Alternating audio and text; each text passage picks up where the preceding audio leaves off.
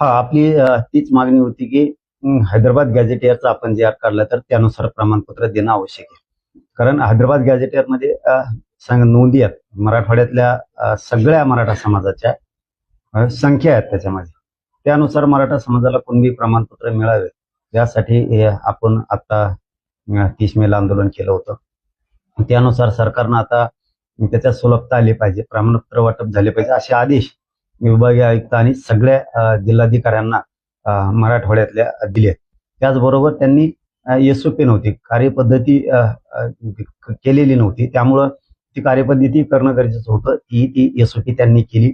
एक दोन एक मुद्दा आहे त्याच्यात घेण्यासारखा पुन्हा, परंतु बोलणं झाल्याच्या नंतर त्यांनी सांगितलं की आम्ही यानुसार व्यवस्थित होतंय, वाटलंच तर बदल करूयात. एक दोन शब्द आहेत ओळ म्हणण्यापेक्षा ते होऊन जाईल म्हणे, त्याच्यात काही अडचण येणार नाही. मराठवाड्यातल्या मराठा समाजाला कुणबी प्रमाणपत्र मिळतील यावर आमच्यावरती विश्वास ठेवा, असं विखे पाटलांशीही बोलणं झालं आणि लाड साहेबांशीही बोलणं झालं. म्हणजे आमच्यावरती विश्वास ठेवा, हैदराबाद गॅझेटियरच्या JR नुसार आणि आता दिलेल्या SOP नुसार मराठवाड्यातल्या मराठ्यांना कुणबी प्रमाणपत्र वाटप करायला कसलीही अडचण येणार नाही. परत मी त्यांना असं सांगितलं की पुन्हा व्हॅलिडिटीला अडचण नकोय. ते म्हणले इथून पाठीमागे दिलेल्या व्हॅलिडिट्या, इथून पाठीमागे दिलेली कुणबी प्रमाणपत्र आणि इथून पुढे देण्यात येणारी कुणबी प्रमाणपत्र या दोन्हीच्याही व्हॅलिडिट्या थांबणार नाहीयेत. मागणी केल्याच्या नंतर याही विषयावरती त्यांच्याशी चर्चा झाली. SOP मधील एक दोन शब्दाचा विषय होता, ते म्हणले अडचण येणार नाही, आली तर आम्ही येतो. सरकारने दिलेली शब्द पाळणं आणखी काय राहिलंय? नाही, आणखी राहिलंय.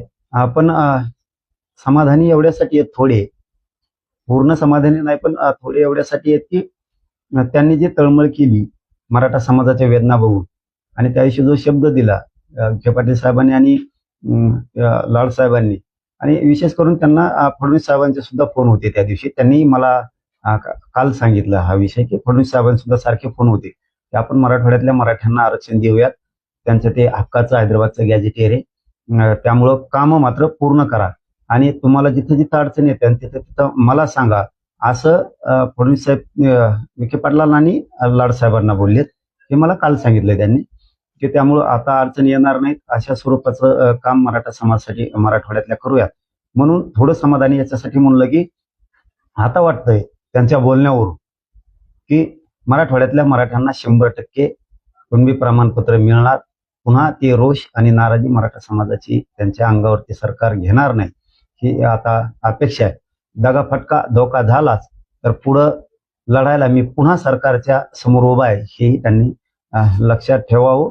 परंतु कामं मात्र त्यांनी स्पीडने चालवले, हे मात्र खरं आहे. कारण गुन्हे मागे घ्यायचे, सरकारनं शब्द दिला होता त्यावेळेस बलकवडी साहेबांनी सुद्धा सांगितलं होतं आणि मंत्री महोदयांच्या शिष्टमंडळाला त्यांनी सुद्धा सांगितलं होतं की महाराष्ट्रातले सगळे सरसकट आंदोलकांचे गुन्हे मागे घेऊन तीही प्रक्रिया त्यांनी मागून घ्यायला आता सुरुवात केली.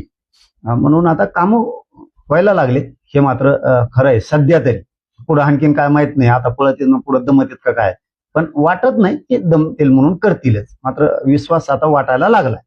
मूळ मुद्दा होता की ज्यांच्याकडे पुरावे नाही त्यांना शपथपत्रावर त्यांचं म्हणणं घ्या आणि त्यानुसार पुरावे, ही मागणी सुद्धा मान्य केली, त्यानुसार प्रोफार्माही जारी झाली.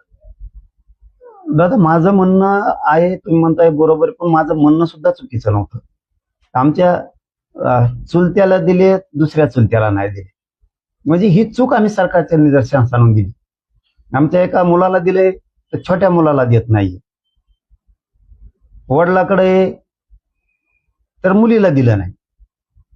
ही आमची खंत होती. कालच मी एक विषय सांगितला, त्यांनी पण मुख्यमंत्र्यांना सांगितलं असं मला वाटतं, लाड साहेबांनी आणि आपल्या विखे पाटलांनी. आपल्या इथं रत्नपूरला, संभाजीनगर जिल्ह्यातल्या, तिथं चव्हाण नावाच्या एका माणसाचं कुणबी प्रमाणपत्र 1 वर्षापूर्वी निघालं. त्यांच्या मोठ्या मुलीची व्हॅलिडिटी झाली, बारक्या मुलीची व्हॅलिडिटी द्या.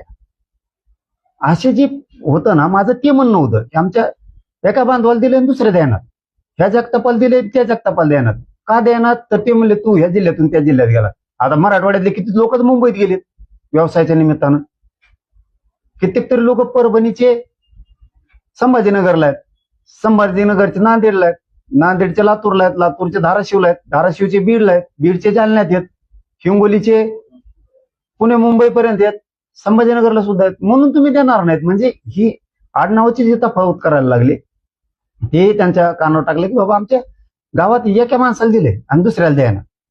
आता काहीकडे पुरावे नाहीत.